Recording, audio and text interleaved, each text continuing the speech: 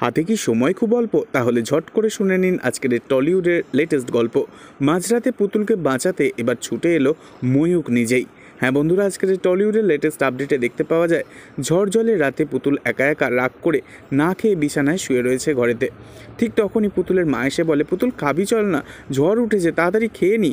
এরপর অনেকবার ধরে ডাকার পরেও পুতুলের মা কিছুতেই পুতুলকে তুলতে পারে না। এরপর পুতুলের মা পুতুলকে ধাক্কা দিয়ে ডাকতে থাকে, আর গায়ে হাত দেওয়া মাত্রই বুঝতে পারে পুতুলের জ্বর এসেছে। তখন পুতুলের মা বলে ওঠে, ও মা, এ কি, গা তো পুরো জ্বরে পুড়ে যাচ্ছে। এরপরই দেখা যায় পুতুলের ভাই বাড়িতে এসে ওর বাবাকে বলছে, বাবা কেউ আসবে না গো, হাসপাতালেও কারেন্ট চলে গেছে, কোনো ডাক্তার নেই হাসপাতালে। এরপর দেখা যায় সেখানে ময়ূক আসে আর পুতুলের বাবাকে বলে, আপনি সরুন, আমি পুতুলকে দেখে নিচ্ছি।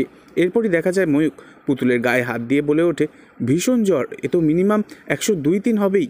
যা শুনে পুতুলের মা ভীষণই ঘাবড়ে গিয়ে বলে ওঠে, ও জামাই, ডাক্তারকে তো পাওয়া যাচ্ছে না, এখন আমরা তাহলে কি করব? যা শুনে খুবই দুশ্চিন্তায় পড়ে যায় ময়ূক। তো এই ছিল আজকের টলিউডের লেটেস্ট আপডেট।